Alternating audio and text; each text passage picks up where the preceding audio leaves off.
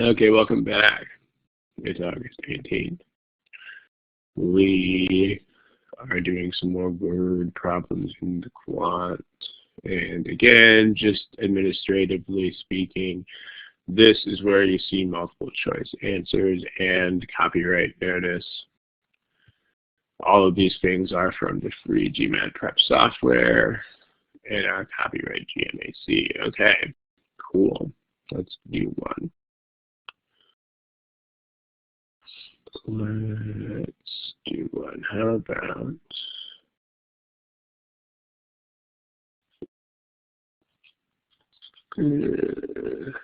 about this one?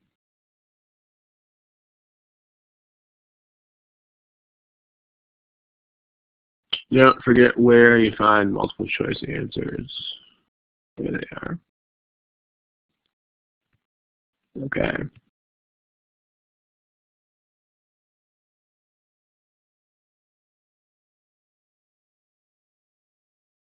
Okay, we should be probably wrapping this one up. Remember what time management is in the quant section, in the verbal section too, but time management is really just, are you getting anywhere, honestly? And if you are not, then you should just quit. So that's really all that time management is. Don't forget that. I mean, time management has nothing to do with minutes or seconds or with, and definitely nothing to do with being fast. Those are all big misconceptions. Like you don't have to be fast. In fact, trying to be fast will definitely work against you on this kind of thing. And nothing to do with minutes and seconds either. But there are still a lot of non-responses to this. So I'll wait another 30 or 40 seconds for you guys to pick something. And then we'll talk about it.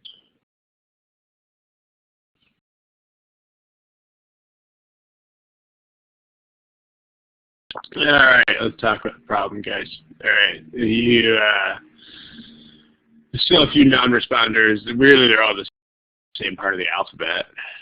Chris, B, Chitana, Fiorella, Gabriella, Miranda. They're all in the C to G range. But we got to move on here. Okay, let's discuss. Okay. Gabriella just clicked the away button. Let's talk about this problem. So, okay, I mean, one thing about this exam that is very consistent is the fact that problems that seem complicated usually tend to be, in actuality, usually tend to be less complicated. Like, if it seems like there's a bunch of stuff going on with some problem, then almost always what that indicates is that there's really less going on with that problem, and that the secret to it is something that is actually simpler. So you should, I mean, almost always, in fact. I mean, the problems that seem on the surface to be sort of uncomplicated are very often the ones that have multiple levels of stuff happening and where you have to think about it a little bit more. So just keep this in mind. If you encounter a problem that is seemingly simple, then there might be more to it. And if you have a seemingly complex problem, then almost always there's going to be some sort of simple key. And so you should look for that. And the word simple doesn't necessarily mean easy. It just means simple. It just means that there's going to be some sort of key to it that doesn't have a ton of complexity. I mean, as for whether you could think of that, that's going to be a matter of whether you know how to make certain associations or not. So, okay. But let's see what's going on here. So here they're defining what an average daily balance is. I mean, this isn't really any information about anything that you didn't already know up to here. Like, this is just, okay, the average daily balance is the average of the daily balances. Well, that's great. You can come to guess that. So really the actual problem kind of starts after that, right? But at the beginning of a certain 30-day cycle, her account has a balance of $600. And then she made one payment of $300 during the cycle. And then nothing else happened during that entire cycle. Okay, so in other words, there was some sort of, there's a $600 balance, and then she made a payment, and then for the rest of the time, there's $300. So you have a certain number of days up to here when the balance is $600. Just during this time.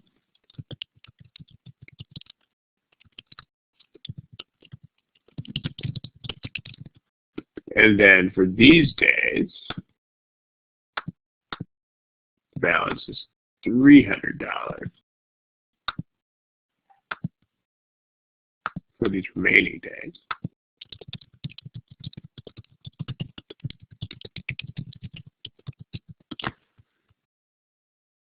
Aha. So it's a 30-day cycle, right? I mean, basically it's n number of days. If she makes the payment on day n, then there are n number of days where there's a balance of $600. And then there are 30 minus n days where there's a balance of $300.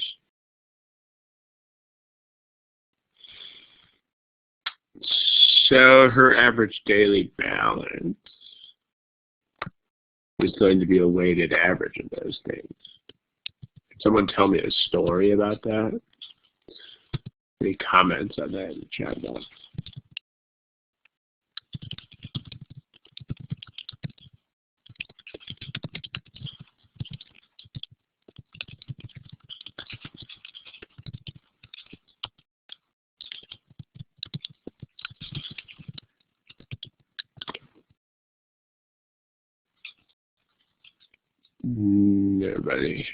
Nobody's chatting anything about that. I mean, basically what we want is we want the average of n days at $600 and 30 minus n days at $300. And it's a data sufficiency problem.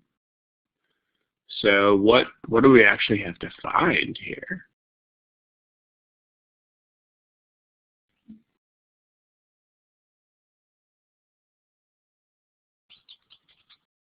Aha. Like, all we really have to find is n, or what day did she pay that? Because remember like data sufficiency problems are, you don't actually have to calculate stuff. You just have to know whether stuff can be calculated or not. So, and in order to do that, all you'd have to do is to have the value of n, right? I mean, because basically when you review this problem, it's this sort of thing, like when you go back and review it after n is 20? What do you mean n is 20? I mean, well, you could, depending on how you define what n means, I mean, you could, yeah, it could be 21 or 20 or whatever, but the point is it doesn't matter as long as we have a value of stuff, right? If you don't even have to go in there and check the definition too carefully. I mean, if the payment credits that day, and then yeah, it would be 20 days of 600. And if the payment credits not until the next day, then it would be 21 days of 600. But it would be something, right? So the deal is that if you have, like, this is something that you can calculate. This is something you can find if you have the value of n. It's a formula. I mean, when you review the problem, you should make sure that you know how to actually write the formula for this average. But when you're doing the work here, the point is there's no reason to bother doing it. Like, there's no reason to actually write that formula. Like, you should just be okay. So just, and I mean, make sure that you maintain that distinction in your head. Like, make sure that you have two different thought processes here. Like, when you review the problem, you should actually write the formula for this weighted average in terms of n. Whereas when you're actually doing the problem, you know, under simulation conditions,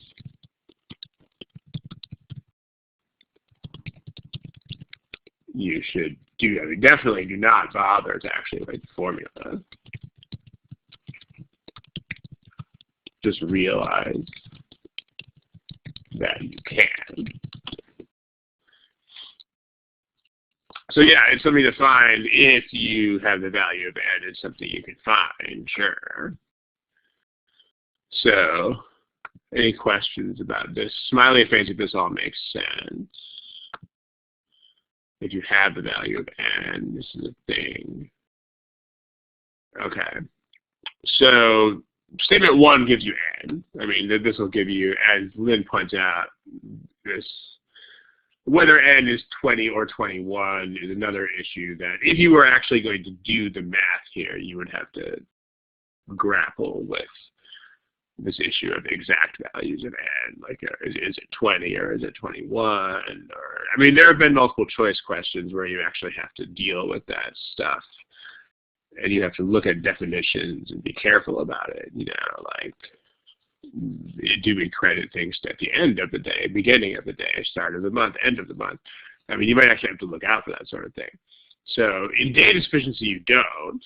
And this is another sort of thing that you want to be very, you know, you want to be judicious about using time and mental resources on that sort of thing. Like, in a data sufficiency problem, there's no point in thinking about that. If it was multiple choice, that would be a good thing to think about. If it's data sufficiency, it isn't. So, yeah. So statement one gives you n, so that's sufficient. Now, statement 2, the average daily balance through the 25th day of the billing cycle. Well, see, okay. I mean, what's the deal there? So, I mean, again, if people are still talking in the chat about whether n is 20 or 21 or whatever, guys, it doesn't matter, right? As long as you have it, it makes no difference.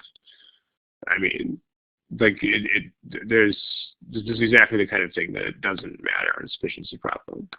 I mean, as long as we are on board with the notion that you have n, then we are good. That's the point. And make sure that you don't have the wrong mentality here. Statement 2.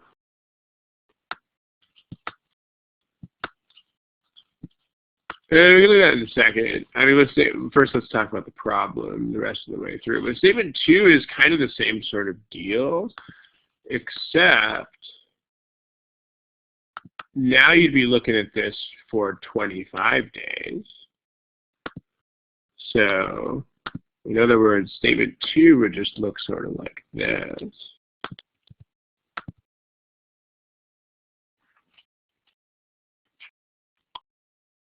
So statement 2 is the same kind of situation here, except you're changing this to 25. And then you're saying that this weighted average is 540.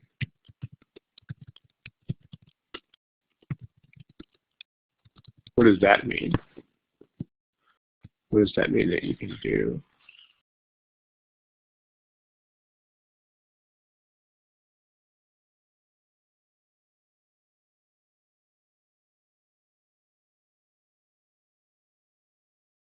This does mean that the payment was made before the 25th. That's true.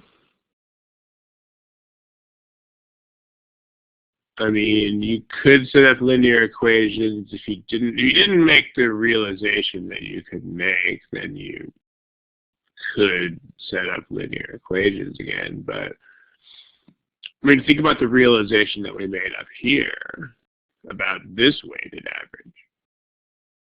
And this is just going to be a formula again, right? I mean, same sort of deal here. And this is going to be, again, this is going to be a formula that you can write in terms of n. So, because also this is going to be, if you think about it, if you don't feel like writing formulas, you can just kind of use intuition if you want. I mean, this is going to be some sort of formula in terms of n that is between 600 and 300, depending on how big n is. So, and we'll talk about writing the formulas in a second. But I mean, this is a formula. I mean, this average this is a formula in terms of n.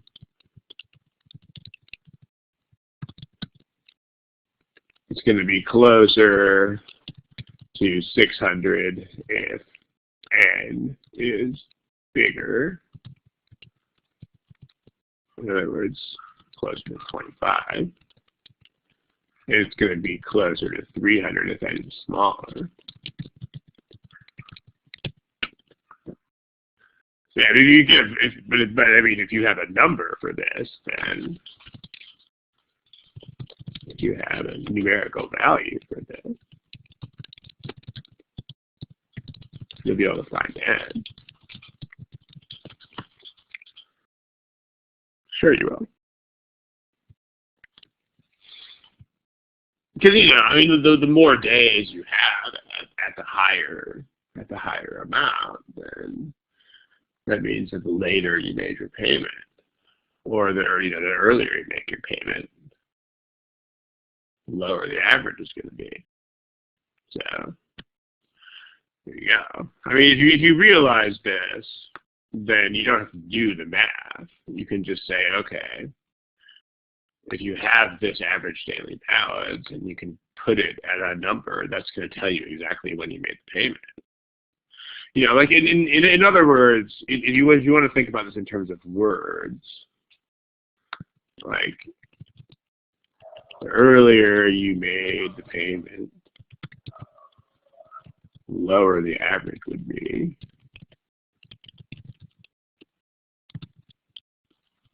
The later you made the payment, the higher the average would be. Therefore, this specific value pinpoints the payment date. That's how you could think about this. It's not supposed to be opaque. There you go. I mean, you can think about statement 2 this way, which is also the way that you can think about the original problem statement too. Like, this kind of situation is, in fact, the same sort of situation as the original problem statement. It's just for 25 days instead of 30. So it's the same sort of deal. I mean, we can talk about the actual algebra here in a sec, but in terms of mentalities that will help you get better at data sufficiency, it's probably more important to be able to think through this without necessarily setting up formulas. So does everybody see how this works? I mean, the two statements will never contradict each other because that's not how they write these problems. But that's not, in general, thinking about that is not going to really help you much because we're not combining the statements in the first place. So thinking about whether they are consistent with each other is not going to be terribly helpful. But can I draw a picture? I have no idea how I would do that. Sorry.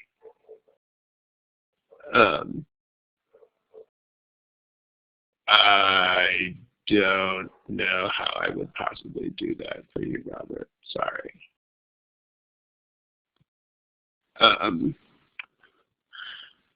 Okay. I mean, but just think about it. I mean, just think about making payments on a credit card account. It probably makes sense to you that if you make an earlier payment, then that means, just think about interest or something. Like think about an interest-bearing account. And just think about the fact that you will owe less interest if you pay earlier. I mean, that's basically common sense. That's the same sort of thing here. So, okay. I mean, you have to think about balance themes for that, and then you're kind of not thinking about this the way you should be thinking about it. Okay. I mean, these actually do work out to be the same day. Like if people who are talking about statements being consistent or contradictory or what have you, these do actually work out to the same day of the month. But that's not going to help anybody solve this. If you did want to actually write formulas, which you should also be able to do, and that's not, that should not be the only way that you can solve these things, but that should be a thing that you are also able to do. Let's say that you have n days at $600 and 30 minus n days at $300. Notice that it doesn't really matter whether n is the date of the payment or not. It's most convenient to write it so that n is the number of days at $600. So, and effectively n plus 1 is the day when you made the payment here, which is also fine. So then the total average is the total over the sum. So that's going to be n days times $600 per day plus 30 minus n days times $300 per day over a total of 30 days. Okay, so that you could simplify this if you wanted to simplify it, I suppose. 600n minus 300n. So that's going to be 300n. And then plus, what's 30 times 300 is 9,000. So 300n plus 9,000 over 30. That's convenient. So it's actually the average balance is just 10n plus 300.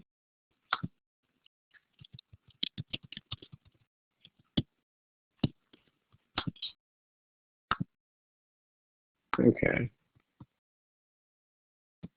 That works.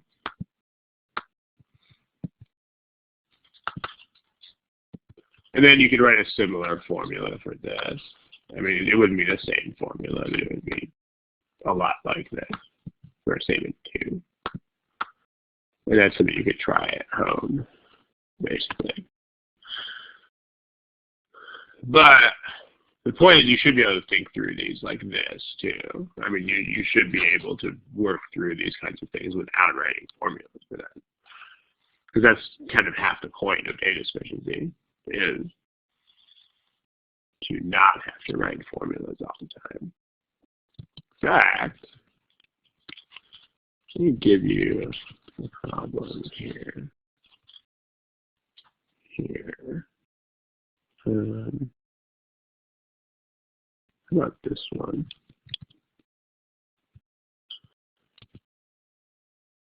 Guys, this isn't really a word problem, but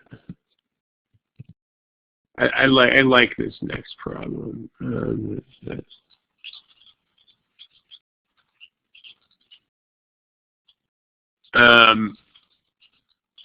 Haroon, you can't make general rules for how to guess problems. You always have to think about the particulars of the problem at hand. I mean, one thing that is super consistent about this test is that if you think you can make rules for how to guess these things, then you're going to get burned on that. That's like super consistent, promising. Okay. But I'll put another problem board here. This one, just because people seem to be sort of obsessed with writing formulas here, that's what made me think of the problem that I'm going to put here. Yeah, it's D. Each statement is individually sufficient. D like dog. Yep. This problem is fun. If you feel like you have to write formulas for everything, you're going to have a lot. Stephanie, stop putting D. Okay. All right. Okay. This one's going to be fun.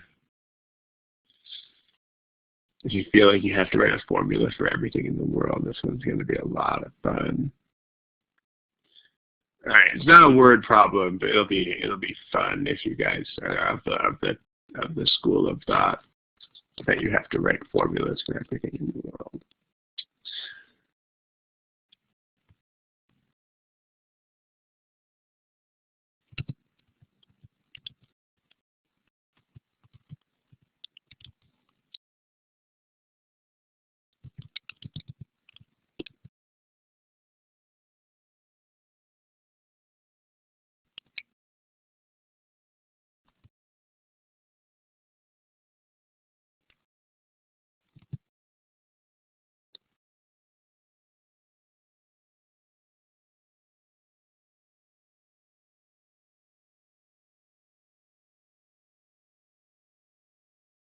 Okay, you should be answering this one pretty soon.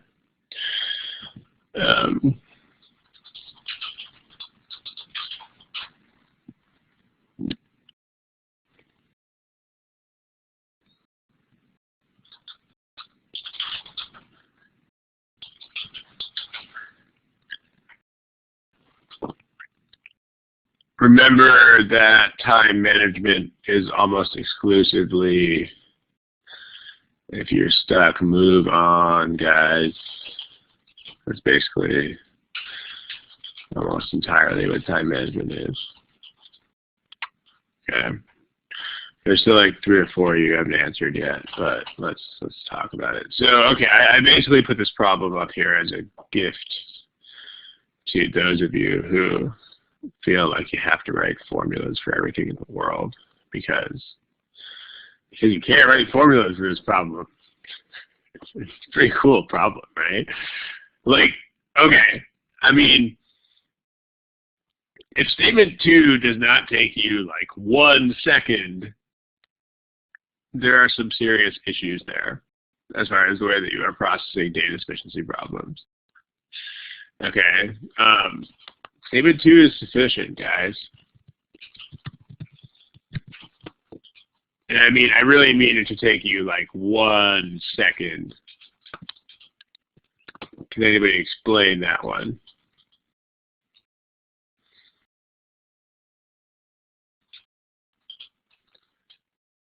Because you can just count them, right? I mean, these are 2 hard values. I mean, there's going to be some number of primes. I mean, who knows how many there are? But you know, there's going to be some number of primes between 1 and 3,912, and you can just count them.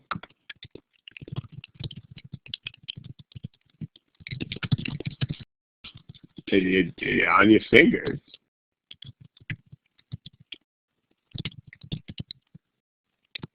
So it could be a single number.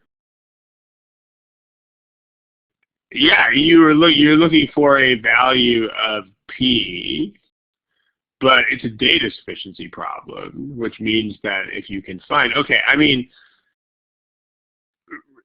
remember what you need to do is you have to really fully understand what sufficient and not sufficient mean. So, like, sufficient means that there. Make sure you guys know this. What does not sufficient mean here? Yeah, 2 different possibilities would mean not sufficient, right? Like, not sufficient here would mean that there, like, P could have 2 or more different values. Sufficient means P can only have 1 value. I mean, obviously there cannot be 2 or more different answers to this question. I mean, there is clearly only 1 number of primes between 1 and 3,912. I mean, this is an answer that has 1. This is a question that has 1 answer. This is kind of like, Ron, how old are you? I can't have 2 answers. I mean, it's like anything else. So again, if this is not completely, totally obvious, then there are definite holes in your understanding of data sufficiency. And usually what that comes from is people trying to jump into problems that are too hard for them right away. Like, you should do a bunch of data sufficiency problems that are, quote, easy, unquote, before you start jumping into problems where the problem itself is more challenging, because this needs to be totally instinct. So, but yeah, this is definitely a single value. So, I mean, you don't have to find this value because primes don't have patterns or formulas. So the only way that you could actually find this number would be to literally count all of these primes. And that's what's cool about this problem, because no one's going to do that. But ironically, that makes this problem easier in a certain sense, because in a lot of these problems, they are things that you could find, like that weighted average problem, and so you could actually waste a lot of time finding stuff. But here, I think everybody knows that you're not supposed to actually count hundreds and hundreds of primes. So I would say I hope so. So, but this is definitely just 1 number. And then this one, I mean, this one probably takes a little bit more thought, but if you think about this, the fact that this is a prime plus 1 is what makes this also sufficient. Like, if you So people who are typing in the chat now, does this make sense? Because like this should be literally 1 second with no effort at all. I mean, and if it is, it probably means that you were trying to jump into problems that you felt were hard before you really understood this format. So, but it says what? Second says that it should be. It says P is the number of primes between these two things. It means that you don't find the value. That's the point. It's data sufficiency. The point of data sufficiency is just this. I mean, remember these workshops, these Thursday study halls assume that you are familiar with this format on some sort of basic level. I mean, if this is new enough to you that you actually haven't seen this problem format, then we do request that you like familiarize yourself with it on some sort of basic level first. But this is all you need to know for data sufficiency. Is there one value of this, or are there two or more values? So that's the point. That's the entire point. That's why I picked this problem and gave it to you guys. Because you don't. You can't find the value unless you actually count all of those primes. Yeah. Statement 1 is a little bit more challenging because you actually have to process the fact that P is prime in order to understand statement 1. Because if P was like some random number here, then statement 1 would actually not be sufficient. You know, because you could increment some random number and still not have another prime in that interval. But the fact that this is a prime,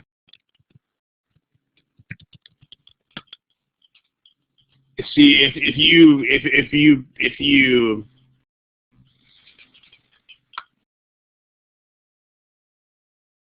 if you knock this one up to the next prime value, so to speak, then you would, like if P is the 100, like basically statement 1 is telling you that P is the 100th prime number.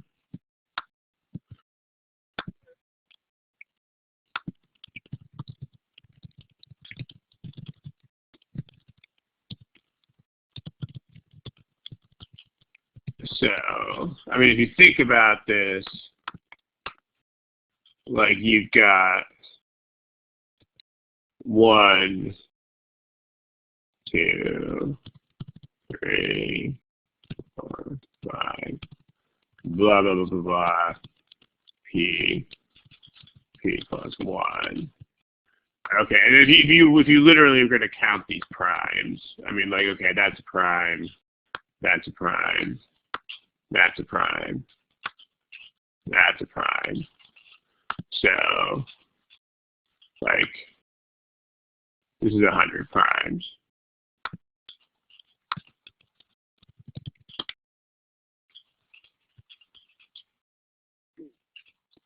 But, see, if because you know that P has to be prime is the deal.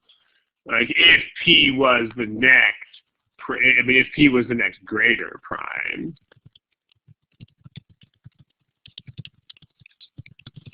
then there would be 101 primes in here. And so that would work with the statement. And if P were any smaller, there would be less than 100 primes. That wouldn't work either. So this is sufficient because there has to be the 100th prime number. Why the P plus 1 is there? Because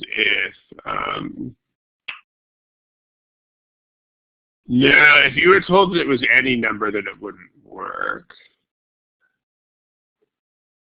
The prime numbers. Yeah, it's gonna be a lot smaller than 3,911 because they're like the numbers between 1 and 3,912 are certainly not all prime.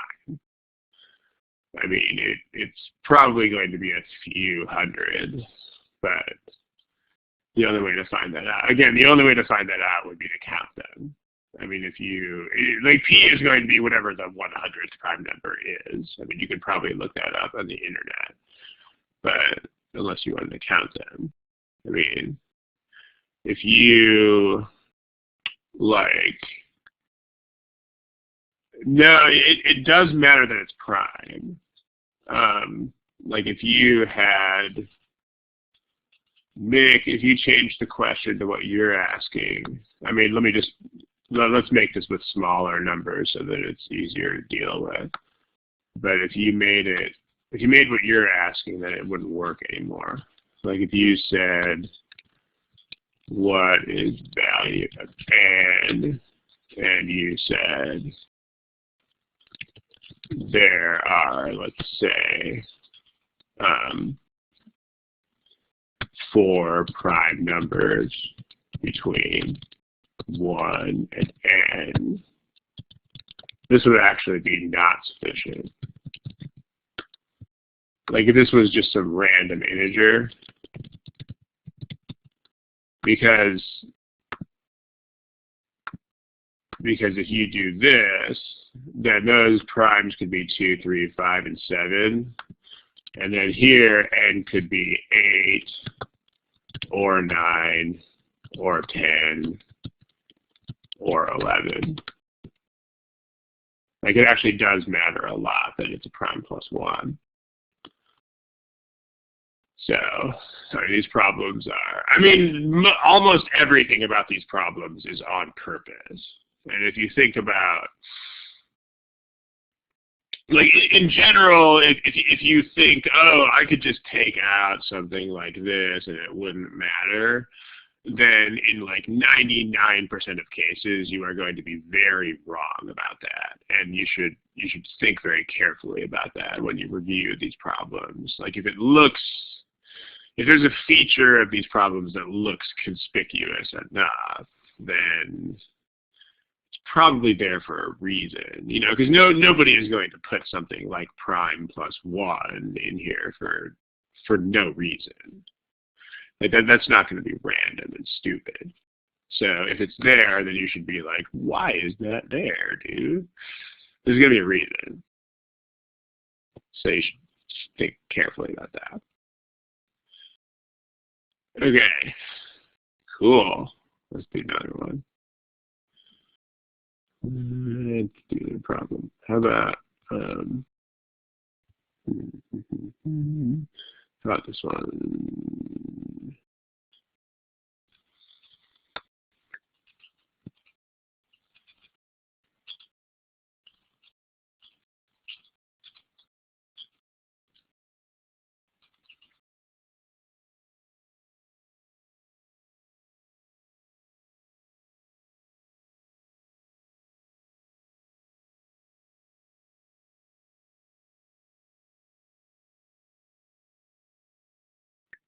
All right, let's discuss.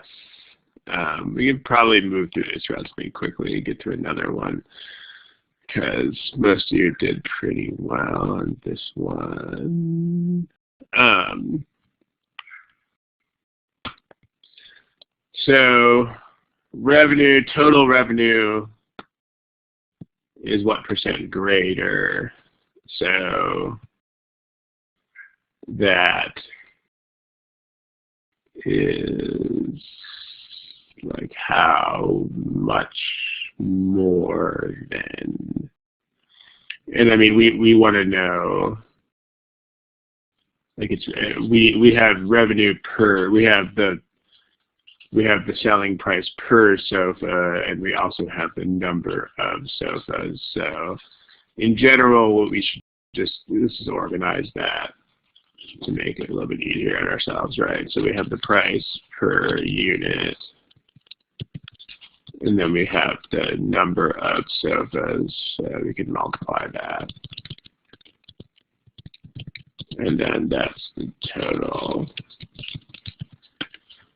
And we can have last year versus this year.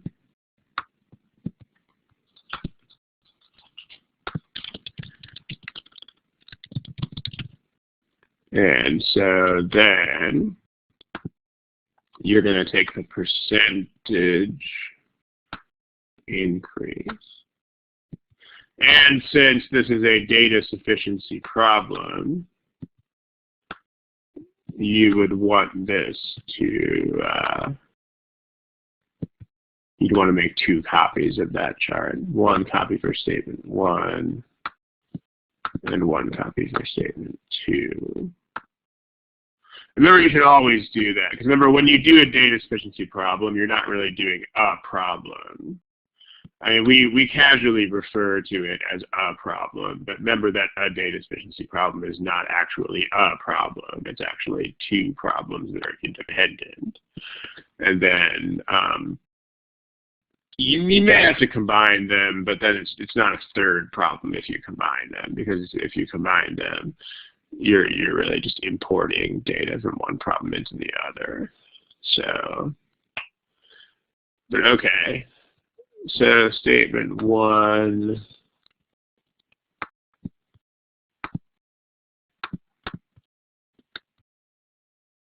So this is just percentage. So we're not going to know anything about,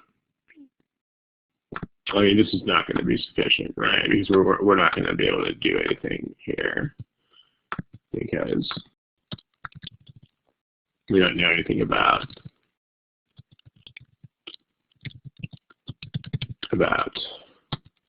money. Statement 2,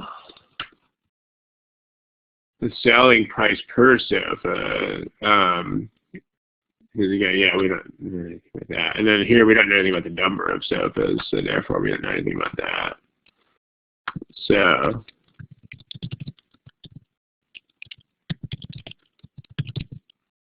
we don't know anything about quantities. So that gets us to the combination pretty quickly. So let's combine the statements. All right, so 2 statements combined.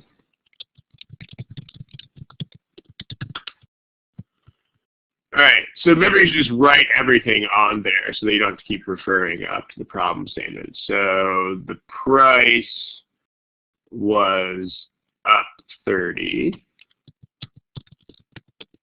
Just write that on there, and then this went up by 10%. Okay.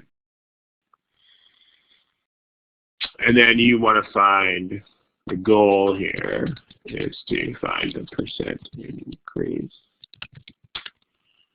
And we should make another box for that. All right, sure.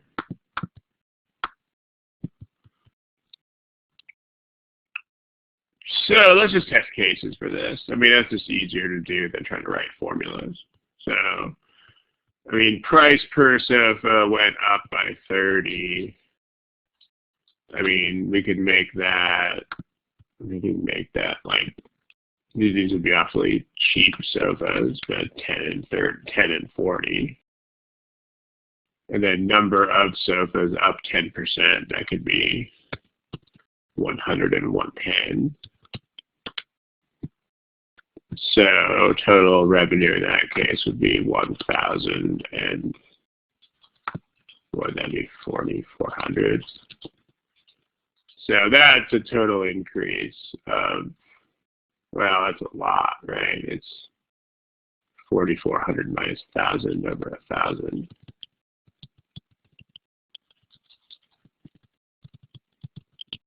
Times 100%. So that's 30, that's 340%. I mean, I'm already suspecting this is not sufficient because it just, I, I don't think they would write a percentage increase problem where the single value was 340%. But you know what I mean? Like, it just, percent increases are not, if there was a single value for this, I highly doubt that it would be greater than 100%. But you never know. So you could always just, all right, let's say the price per sofa. I mean, let's test more values.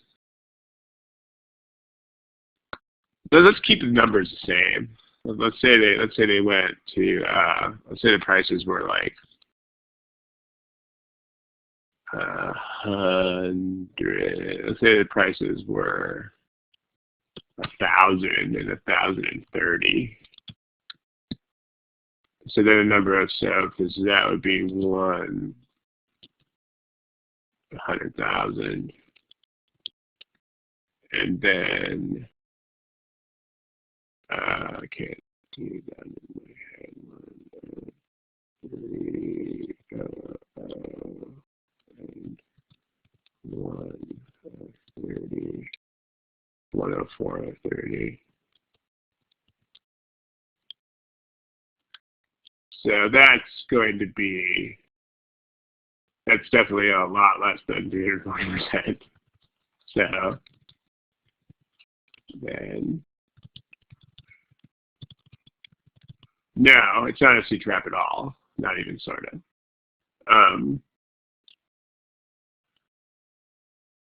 It's a lot less than 340%. So this is not sufficient.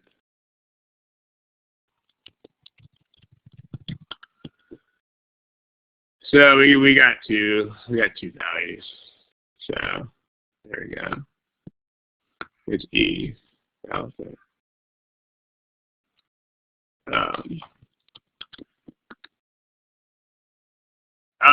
There are like 3 entire Thursday study hall sessions about C-traps. You should watch those. That's not the point right now, and it wouldn't be conducive to do that at this point. But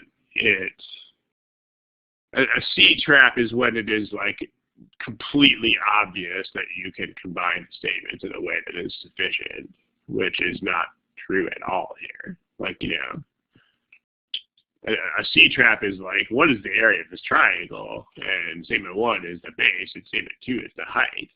Like, that's a C-trap. Or, you know, like, what is the area of this rectangle? And statement 1 is the width, and statement 2 is the length. Things like that. It's not a C-trap, guys. No, it's not. It's not a C-trap at all.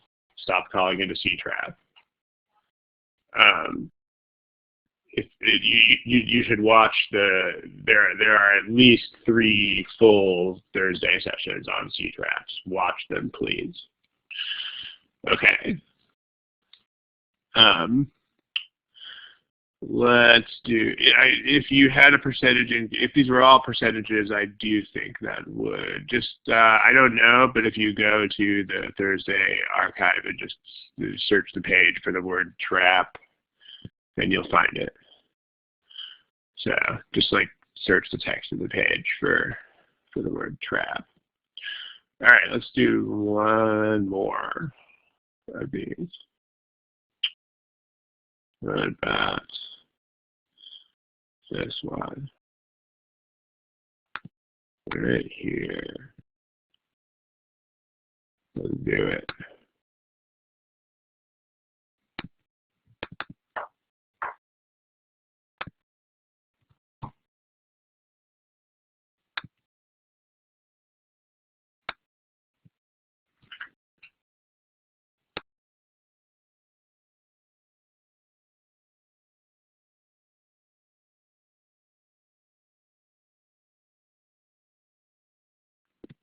Okay, let's start taking a look at this. If you don't have an answer down, you should pick one.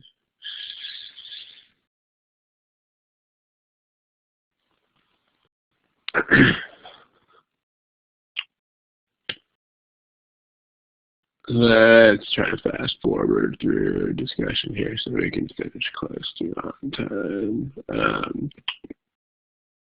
All right. Total of $500,000. The only costs were labor and materials.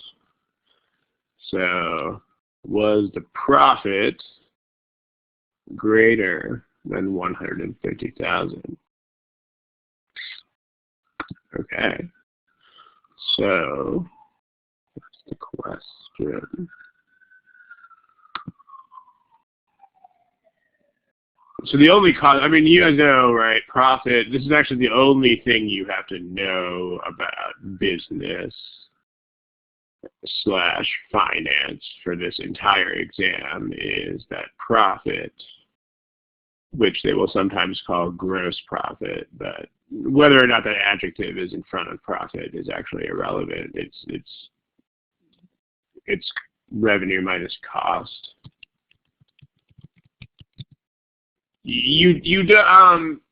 So interest formulas, you do have to know how to do like simple interest, but that's actually just a percentage. So as long as you know how to calculate percentages, you'll be fine.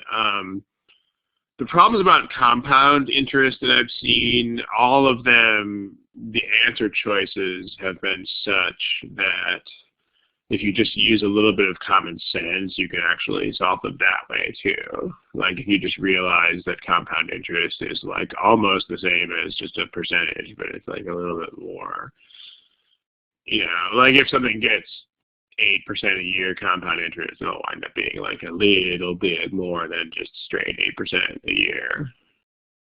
It's actually good enough because like all the wrong answers will be like way the heck off of that.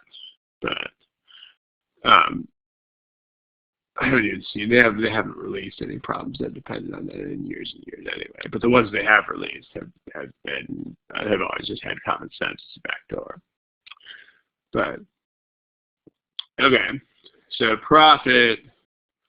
So the revenue is 500,000. So is 500,000 minus labor minus materials greater than 150,000? So you can do some algebra here. You can subtract 500,000 from both sides.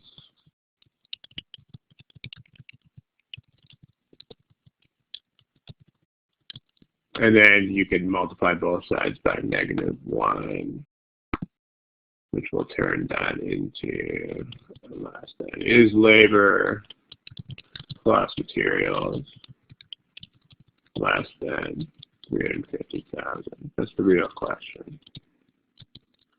I mean, you do that before you even get out of the gate. So that's the real question. This is a yes or no type of situation. We've talked about yes, no type of situations before in data sufficiency. We've done a few sessions on it. You can check out those archived sessions. I've talked about setting up this kind of device where you basically translate the yes and the no possibilities into actual concrete outcomes. So a yes to this means that the labor plus materials is actually less than 350,000.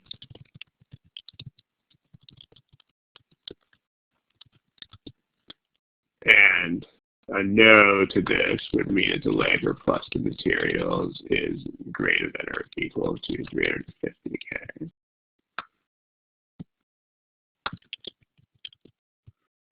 And then remember that if you can make, this is for statement 1, statement 2, and then if you have to combine them, you have to combine them. And just remember that if you can make both of these happen, that's not sufficient. So, as far as this device is concerned, we've talked about this in more depth in the sessions that are dedicated to yes/no data sufficiencies, but I would definitely recommend making this device for every yes/no data sufficiency problem. So definitely making your life easier. Okay. So, I mean, because that way you'll see right away. I mean, statement 1 is not sufficient, right? Because, I mean, the total cost, that doesn't tell you whether it's below or above 350. I mean, this is saying total cost is labor plus materials. I mean, you can do something with this. I mean, total cost is labor and materials. So labor plus materials is 3 times materials. So you can subtract materials from both sides. Labor equals twice the cost of materials. That's great. This is useful for sure, but this doesn't tell us anything about whether these things are greater than or less than 350,000. So not sufficient. I mean, we can definitely get this to be either, so we can check mark both of these possibilities. I mean, this is useful, of course, but doesn't tell us anything about whether total cost is less than or greater than. Okay. And the profit was greater than its cost for labor. Well, that we should write an equation for. So the profit is 500,000 minus labor minus materials.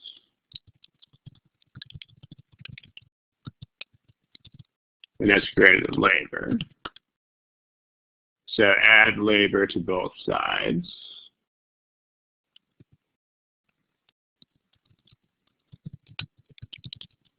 So that looks like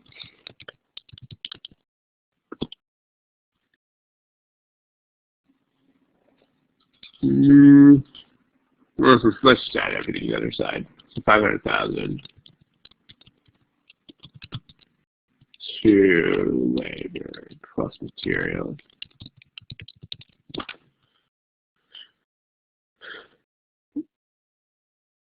So this, I mean, labor and materials could be 0 here. So this could definitely be less than 250K.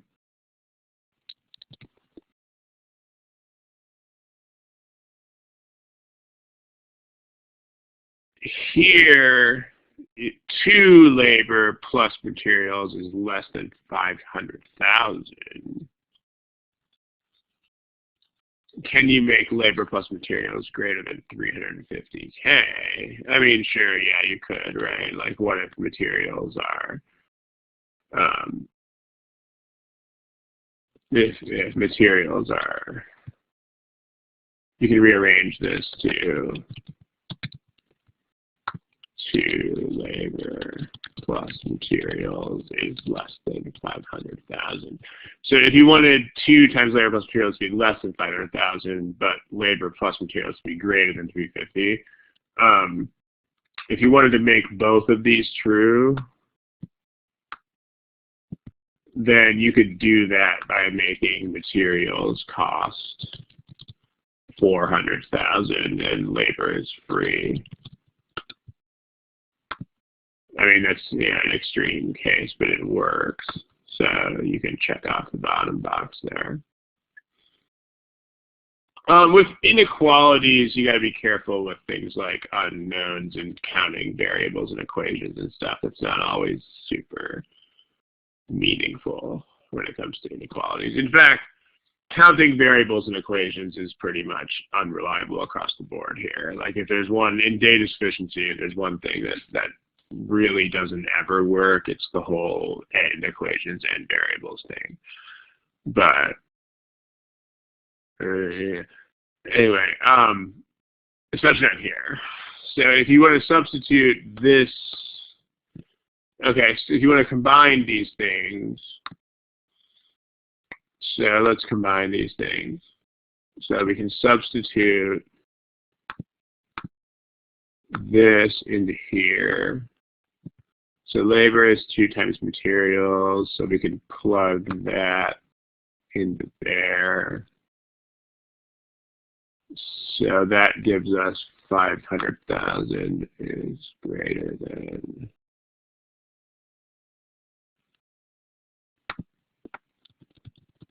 greater than 2 times materials plus materials. So 500,000 is greater than 5 times materials. The materials cost less than 500,000, or cost less than 100,000.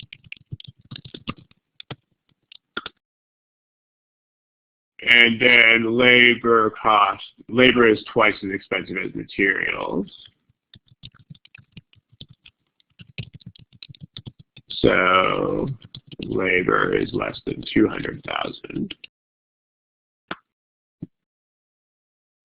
And so that's going to be a total of less than 300,000. So that's going to check off the top box, and the bottom box is impossible to check off. So these were not sufficient, and sufficient. This is C like cat. Because the total is less than 300,000. I mean, yeah. I mean, not terribly intellectually satisfying result here, but it is what it is. Okay, neat. Notice that this is all about writing stuff down, and I mean, a lot of people have E here, which honestly, if you have E here, it probably just means you try to do too many steps in your head and didn't write enough stuff down. So that's what people do on these. People are way too invested in trying to do math in their heads on these problems. Don't do it, guys. Don't try to do math in your head. It's not a thing. Don't do it. Okay. We are way over time here, so let's kill it. Thank you. And good afternoon, good evening, good night, good luck, a whole bit.